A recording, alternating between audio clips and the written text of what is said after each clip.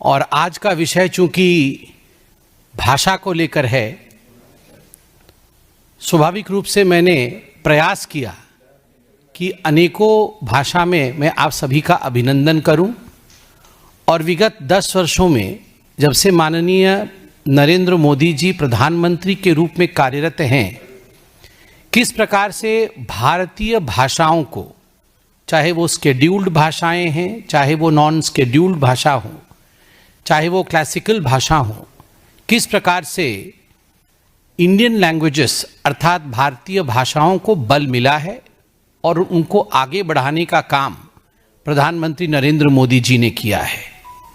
माँ, मातृभाषा और मातृभूमि, जहाँ जहाँ ये शब्द माँ होती है ना, वहाँ वहाँ बल मिलता है, वहाँ शक्ति की अनुभूति होती है।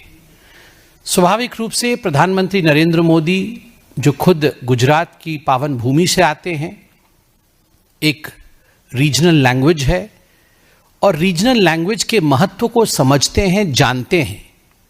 उनका एक उद्देश्य रहा कि मेरे कार्यकाल में मैं भारतवर्ष के सभी भाषाओं को एक दूसरे के खिलाफ भिड़ाऊंगा नहीं, मैं उनको एक दूसरे का मित्र बनाऊंगा और किस प्रकार से मैं भाषा को आगे बढ़ाऊंगा, इसलिए उस पर उन्होंने बहुत कार्य किया।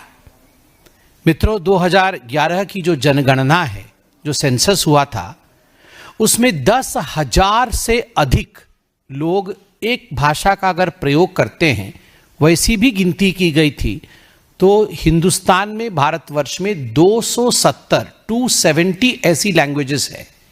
There are 270 such languages in India which are spoken by people counting more than 10,000. तो ये अपने आप में कितनी बड़ी बात है कि 270 लैंग्वेजेस। वैसे तो 1300 से अधिक भाषाएं हिंदुस्तान में प्रचलित हैं, मगर 10,000 से अधिक लोग जिनका प्रयोजन करते हैं, वैसे 270 भाषाएं हैं, मातृभाषा है। भाषा संस्कृति की वाहक होती है। भाषा अनेक है किंतु भाव एक है। और मोदी जी का जो स्वप्न रहा है विकसित भारत 2047 का, अगर भारत को विकसित बनाना है तो स्वाभाविक रूप से भाषाई रूप से भी हमें संबल बनना होगा, दृढ़ बनना होगा। जो भारत सरकार की पॉलिसी है, वो पॉलिसी है promote all Indian languages equally without any discrimination. सभी भारतीय भाषाओं को आगे बढ़ाना और किसी प्रकार का डिस्क्रिमिनेशन किसी भाषा के साथ नहीं करना। और यह काम मोदी जी ने कैसे किया? भिन्न भिन्न आयामों के माध्यम से किया। बहुत सारे आयाम है उसमें, जैसे कि नेशनल एजुकेशन पॉलिसी NEP 2020 के माध्यम से भाषा को बढ़ाना, कल्चरल प्रिजर्वेशन, सांस्कृतिक रूप से संरक्षण देने का काम भाषाओं को मोदी जी ने किया, इंस्टीट्यूशनल हैंड होल्डिंग, भिन्न भिन्न संस्थाओं को बना करके संस्थाओं के माध्यम से भाषाओं की वृद्धि के लिए, उनको आगे बढ़ाने के लिए सपोर्ट देने का काम मोदी जी ने किया। Introduction of modern technology and tools including AI and digitization, जो अभी आधुनिक तकनीक है, जैसे कि डिजिटाइजेशन हो गया, आर्टिफिशियल इंटेलिजेंस हो गई, पोर्टल्स क्रिएट करना हो गया, इन सब के माध्यम से भी भाषाओं की बढ़ोतरी हुई। और मल्टी डिसिप्लिनरी एवं मल्टी मिनिस्टेरियल कोलैबोरेशन, बहुत सारे डिसिप्लिन और बहुत सारा जो मंत्रालय है वो एक साथ आकर भाषाओं को आगे बढ़ाने के काम को वो लेके चलते हैं। मैं एक एक करके बहुत संक्षेप में इस विषय को आगे रखूंगा। नेशनल एजुकेशन पॉलिसी 2020, लगभग 34 वर्ष के बाद भारतवर्ष में नेशनल एजुकेशन पॉलिसी बनी। और नेशनल एजुकेशन पॉलिसी में किस प्रकार से मदर टंग को, लोकल लैंग्वेज को और रीजनल लैंग्वेज को बढ़ोतरी दी जाए, उनको कैसे प्रमोट किया जाए, उसके लिए योजन किया गया, उसके लिए काम किया गया। और दोनों स्कूल के शिक्षण में और हायर एजुकेशन में, दोनों ही शिक्षण में किस प्रकार से मदर टंग और लोकल लैंग्वेज का महत्व बढ़ाया गया, वो इस बात से साफ होता है कि कक्षा 5 तक और प्रेफरेबली कक्षा 8 तक जो शिक्षण आपको स्कूल में दिया जाए, वह हर हाल में लोकल लैंग्वेज, मातृभाषा या रीजनल लैंग्वेज में होनी चाहिए, इस प्रकार की पॉलिसी NEP 2020 में बनाया गया। और ये दोनों पब्लिक और प्राइवेट स्कूल दोनों के लिए ही लागू होता है। जो 3 लैंग्वेज की पॉलिसी है, 3 लैंग्वेज पॉलिसी, उसमें भी ये नियम बनाया गया कि 3 लैंग्वेज पॉलिसी में 2 लैंग्वेज किसी भी कीमत पर नेटिव इंडियन लैंग्वेज होनी चाहिए। हम हिंदी पढ़ सकते हैं, उड़िया ले सकते हैं, साथ में अंग्रेजी भी ले सकते हैं, मगर 2 लैंग्वेज भारत की होनी चाहिए। हम उड़िया ले सकते हैं, तमिल ले सकते हैं, और साथ में हम कोई और भारत की भाषा को, या फिर हम अंग्रेजी भी ले सकते हैं, मगर 2 भाषा भारतवर्ष की नेटिव लैंग्वेज हो, यह महत्वपूर्ण है। और मुझे बोलते हुए बहुत इमोशनल भी लग रहा है और खुशी भी हो रही है, और आपको इस बात को समझना भी चाहिए। प्रधानमंत्री जी ने अभी 3 दिन पहले पार्लियामेंट में इस विषय को रखा कि इंडियन साइन लैंग्वेज जो होता है, जो हमारे दिव्यांग बंधु है, जो मूक बधिरों के लिए इंडियन साइन लैंग्वेज का प्रयोग किया जाता है, अभी तक दुखद था कि उसको स्टैंडर्डाइज नहीं किया गया था, अर्थात एक साइन लैंग्वेज पूरे भारतवर्ष में प्रचलित नहीं होती थी। इंडियन साइन लैंग्वेज जो केरल में पढ़ाया जाता था, वही Indian sign language Jammu Kashmir में नहीं पढ़ाया जाता था। तो कोई अगर उड़ीसा का बंधु अगर तमिलनाडु जाता था और साइन लैंग्वेज में बात करनी होती थी, तो दोनों आपस में बात नहीं कर पाते थे, क्योंकि स्टैंडर्डाइजेशन नहीं हुआ था। तो पहली बार NEP 2020 के अंतर्गत पूरे भारतवर्ष में इंडियन साइन लैंग्वेज का स्टैंडर्डाइजेशन हुआ। मैं इसके लिए मोदी जी का बहुत धन्यवाद देता हूं, और ये एक दूरदर्शिता है जो अभी तक छूट गई थी। मोदी जी का यह भी मानना है कि लैंग्वेज सीखना एक डल प्रोसीजर नहीं होना चाहिए। It should be vibrant and it should be relevant. Relevant चीजें हमें सीखना चाहिए, और एक मस्ती के साथ, वाइब्रेंसी के साथ, तभी बच्चा एक नया लैंग्वेज सीखता है। इसलिए टेक्स्ट बुक्स, वीडियोस, प्लेज, नाटक, पोएम्स, कविता, नॉवेल्स, उपन्यास और मैगजीन्स, पत्रिका, इन सब की अहम भूमिका रहती है, और इन सब के माध्यम से लैंग्वेज को पढ़ाने और सिखाने का प्रयास किया जाए। आप सब बैठे हैं, आप सबको याद होगा बचपन में कॉमिक्स पढ़ने के लिए कैसा मजा रहता था। मुझे तो याद है, पिताजी मम्मी आके लाइट रात को 9 बजे ऑफ कर देते, फिर भी रजाई के अंदर टॉर्च जला करके या कैसे भी लाइट ला करके कॉमिक्स तो पढ़ा ही करते थे। उस समय अमर चित्र कथा इत्यादि चलती थी। तो अभी हम बड़े हो गए हैं तो हमें लगता है इसका महत्व नहीं है, मगर सोचिए जब बचपन में वही कॉमिक्स, तुमने पढ़ लिया तुम मुझे दो, मैंने ये पढ़ लिया है तुम लो, ये बातें हमें अपने बचपन में लेके जाती है। और इसी बात पर मोदी जी ने विशेष ध्यान दिया है कि इनोवेटिव तरीके से भाषा को आगे बढ़ाना है। भाषा में वोकैबुलरी एक बहुत महत्वपूर्ण विषय होता है, इसलिए central institute of Indian languages, उसके माध्यम से बहुभाषा शब्दकोश, वोकैबुलरी को कैसे बढ़ावा मिले, ये क्रिएट किया गया है।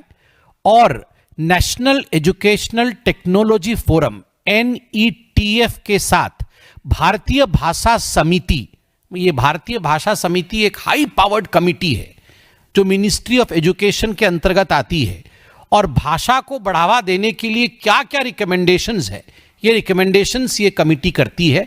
इसके कोलैबोरेशन से रियल टाइम ट्रांसलेशन, जिसको हम कहते हैं रियल टाइम ट्रांसलेशन आर्किटेक्चर, ये बनाया गया है कि रियल टाइम जब भाषण तमिल भाषा में दिया जा रहा हो और जो तमिल नहीं समझ सकता हो, तो किस प्रकार उसी समय दूसरे भाषा में उसका ट्रांसलेशन हो जाए रियल टाइम में। इसके लिए भी मोदी जी ने प्रयास किया है और वो सफल हुआ है। Indian institute of translation and interpretation IITI यह भी खोला जाएगा, यह मोदी जी ने स्पष्ट किया है। ठीक उसी प्रकार एजुकेशन डिपार्टमेंट में all India council of technical education AICTE, ये जो हायर एजुकेशन होती है टेक्निकल एजुकेशन, उसने गाइडलाइन इशू किया है कि लोकल लैंग्वेजेस में पढ़ाई की जाए, जैसे इंजीनियरिंग की पढ़ाई इत्यादि। और आपको जान के खुशी होगी 19 इंस्टीट्यूशंस ने, 10 राज्यों ने इसे अपना लिया है। और मैं बहुत हर्ष के साथ कहता हूं, मुझे कल जो चिट्ठी भेजी गई, IIT जोधपुर ने इंजीनियरिंग एजुकेशन को इंडियन लैंग्वेजेस में शुरू किया है, आरंभ किया है। मैं आईआईटी जोधपुर को बहुत बहुत धन्यवाद और साधुवाद देता हूं कि आईआईटी जोधपुर ने इंजीनियरिंग जैसे एक विराट, मैं कहूंगा, अध्ययन को इंडियन लैंग्वेजेस में आरंभ करने का निर्णय लिया है। यह अपने आप में एक बहुत ही बड़ी बात है और इसके लिए मोदी जी को बहुत बहुत धन्यवाद। ठीक उसी प्रकार इंडियन लैंग्वेजेस का प्राइमर्स होता है। ये बहुत कम संख्या में पहले प्राइमर्स मिलती थी, अब 104 प्राइमर्स इंडियन लैंग्वेजेस में होगी। ठीक उसी प्रकार भारतीय भाषा, अब जो टेक्स्ट बुक है, भारतीय भाषा एक संस्था है और जो भारतीय भाषा की टेक्स्ट बुक्स है वो अब 23 लैंग्वेजेस में रिलीज होने वाली है। आप सोचिए, जो टेक्स्ट बुक्स हम केवल हिंदी, अंग्रेजी या कुछ और लैंग्वेजेस में पढ़ते थे, मगर सारे 23 लैंग्वेजेस में नहीं थी, अब वो 23 लैंग्वेजेस में रिलीज हो रही है। और खुशखबरी तो यह भी है, जिसको आप लोगों ने बढ़ाया भी आगे, NTA, नेशनल टेस्टिंग एजेंसी, जो जॉइंट एंट्रेंस एग्जामिनेशन करती है, जो नीट एग्जामिनेशन करती है, पहले वो 2 लैंग्वेजेस में एग्जाम करती थी, मगर अब वो 13 लैंग्वेज में, 13 लैंग्वेजेस में, इंडियन लैंग्वेजेस में ये एग्जाम्स करती हैं और एंट्रेंस एग्जामिनेशन अब अपने मातृभाषा में भी हो रहा है। ठीक उसी प्रकार जो लोग CBSE स्कूल से पढ़े हैं उनको लगता होगा CBSE मतलब केवल अंग्रेजी पढ़ाने वाला स्कूल, मगर अब CBSE स्कूल ने भी ये परमिशन दिया है कि 1 कक्षा से लेकर 12वीं कक्षा तक अपनी मातृभाषा में पढ़ाया जा सकता है। UGC, यूनिवर्सिटी ग्रांट कमीशन, यह भी अपने आप में एक बहुत उच्च संस्था है। इन्होंने गाइडलाइन जारी किया है कि सभी यूनिवर्सिटी, ये जो रिसर्चर्स हैं और जो स्टूडेंट्स हैं, उनको छूट दे कि वो अपनी अपनी भाषा में एग्जामिनेशन लिख सके और रिसर्च पेपर लिख सके। अस्मिता, उड़ीसा के हमारे बंधु यहाँ बैठे हैं और अस्मिता कहने से उड़ीसा ही नहीं, भारतवर्ष के सभी राज्यों में अस्मिता एक बहुत महत्वपूर्ण शब्द है और उड़ीसा में खास करके अस्मिता एक बहुत महत्वपूर्ण शब्द है। जितेबेले अस्मिता सांगरे ओडिशा रे छेड़छाड़ हैला, खिलवाड़ हैला, समस्त ओडिया लोक राजरास्ता को आसीगले कि आमे आम अस्मिता को बजे रखिबा, बंचई रखिबा। हम ओडिशा के अस्मिता को बनाए रखेंगे और उसका नतीजा आप सब देख रहे हैं। अस्मिता का यहाँ फुल फॉर्म है augmenting study materials in Indian languages through translation and academic writing.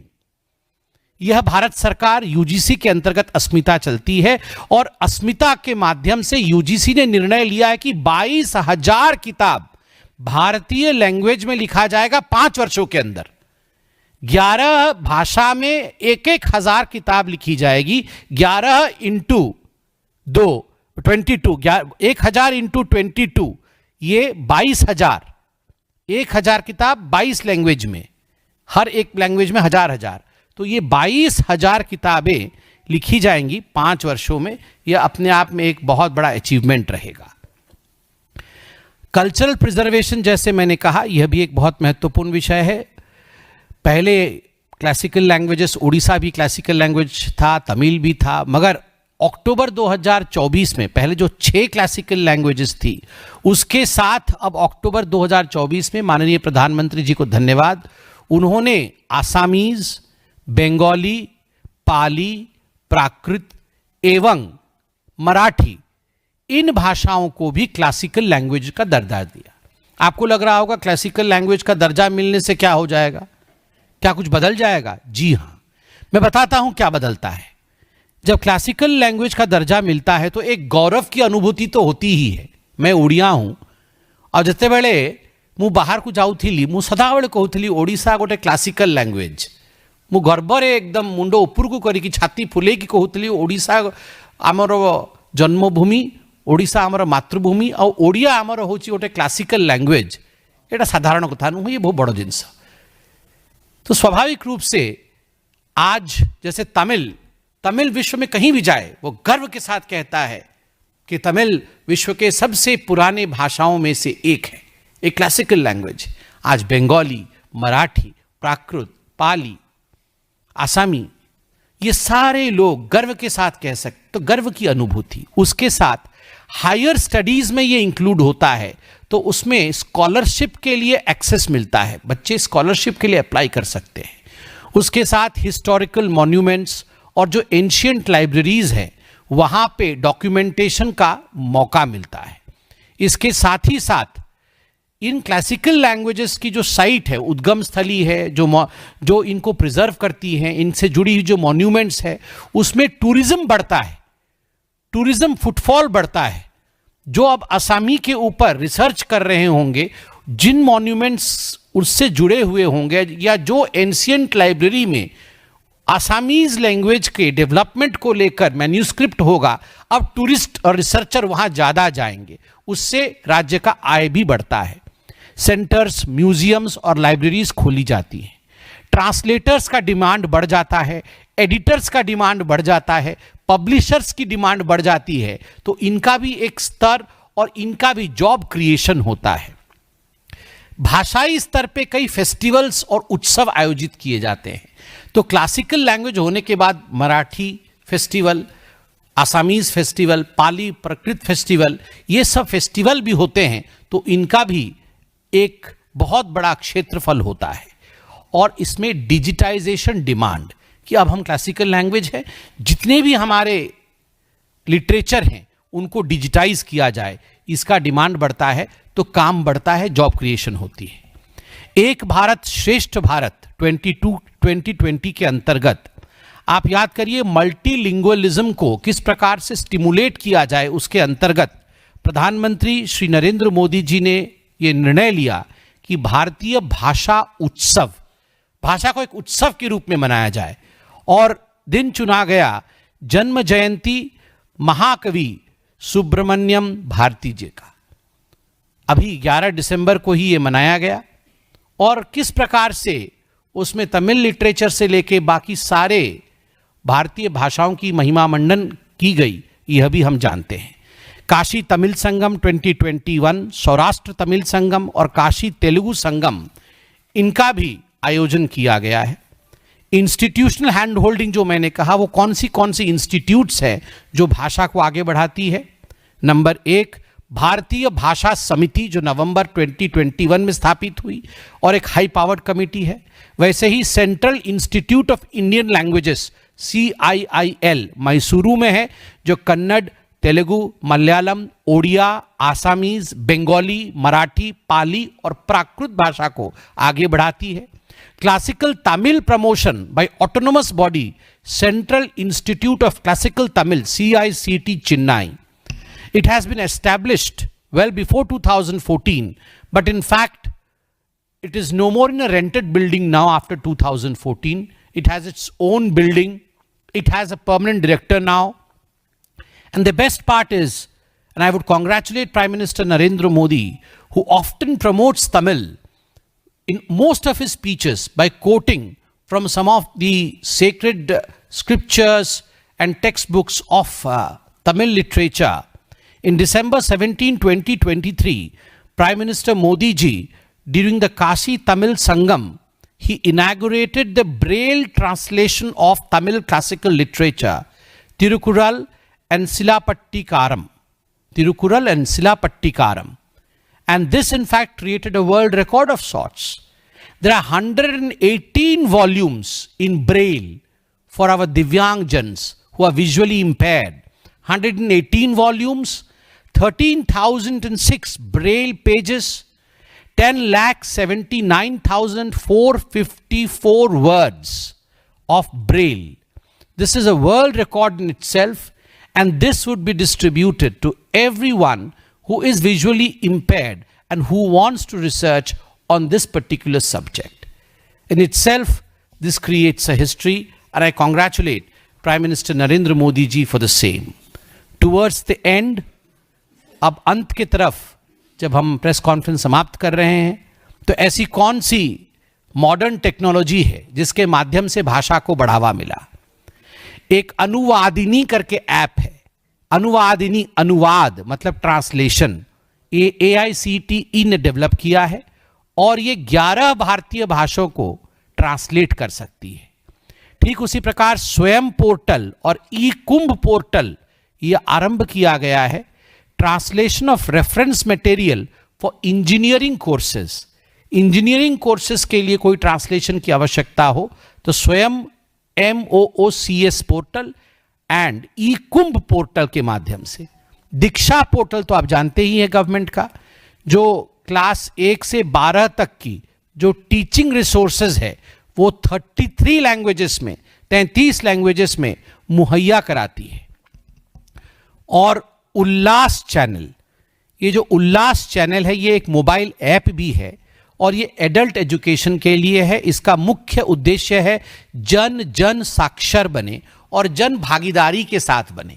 Volunteers इसमें पढ़ाने आते हैं, लगभग 40 लाख वॉलंटियर्स हैं और 2 करोड़ एडल्ट इसमें इन्होंने अपने आप को रजिस्टर किया है ताकि वो शिक्षित हो सके। और dedicated educational channels, TV channels बहुत इंपॉर्टेंट है। 200 ऐसे चैनल्स खोले गए, 200। Tamil language channel 29th July 2024. The Tamil language channel was inaugurated on 29th of July 2024, and I'm extremely pleased to announce, and most of you may be knowing, or if you don't know, let me tell you, the channel for hearing impaired, Indian Sign Language channel under PM E-Vidya was inaugurated this December. That means 6th of December 2024. So our Divyang brothers who have hearing impairment can make use of it.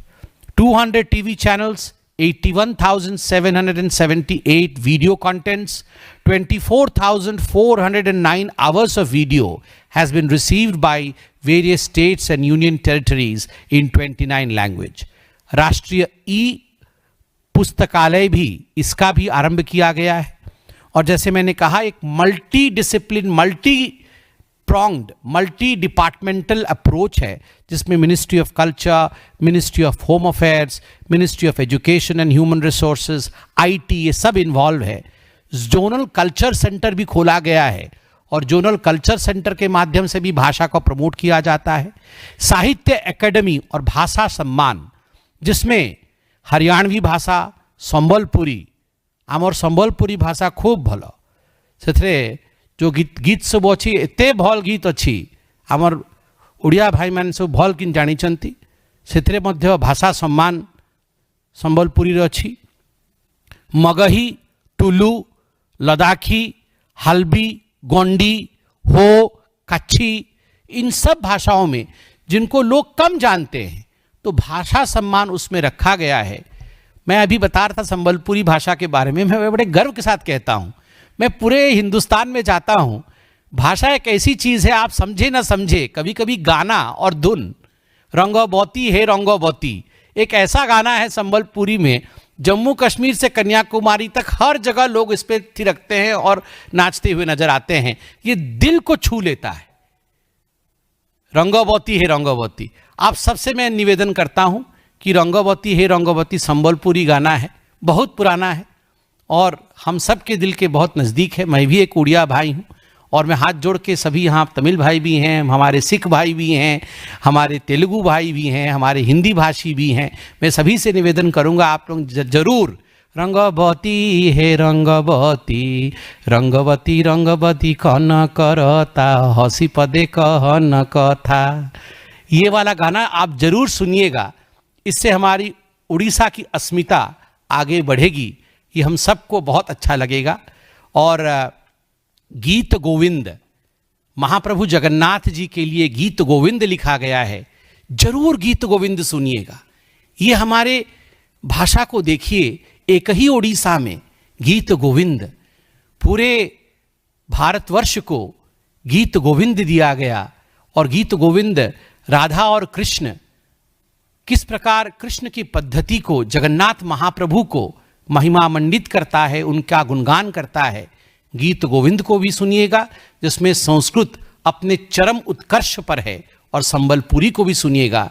ये हमारे उड़ीसा का बहुत ही एक सुंदर स्वरूप है। और ठीक उसी प्रकार होम मिनिस्ट्री ने भी भारतीय भाषा अनुभाग 56 करोड़ लगा के आरंभ किया है, ये एक बहुत बड़ी बात है। और अंत में मैं आप सबको बताना चाहूँगा कि एक language inclusive program for innovation, जो यूथ सुन रहे हैं, लीपी, ये भी शुरू किया गया है मोदी जी द्वारा, जिसमें कि जो लोग बिजनेस, स्टार्टअप इत्यादि अपने भाषा में करना चाहते हैं, किस प्रकार से उनको मदद मिले. Lowering the entry barrier confronting innovators, entrepreneurs and investors who don't speak English. इसमें 30 vernacular innovation centres will be established in existing incubators. Language Inclusive Program of Innovation, LEAPI.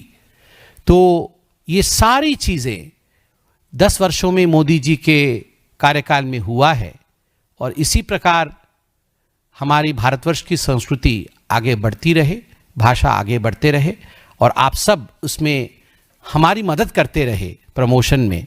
बहुत बहुत धन्यवाद, बहुत बहुत अभिनंदन.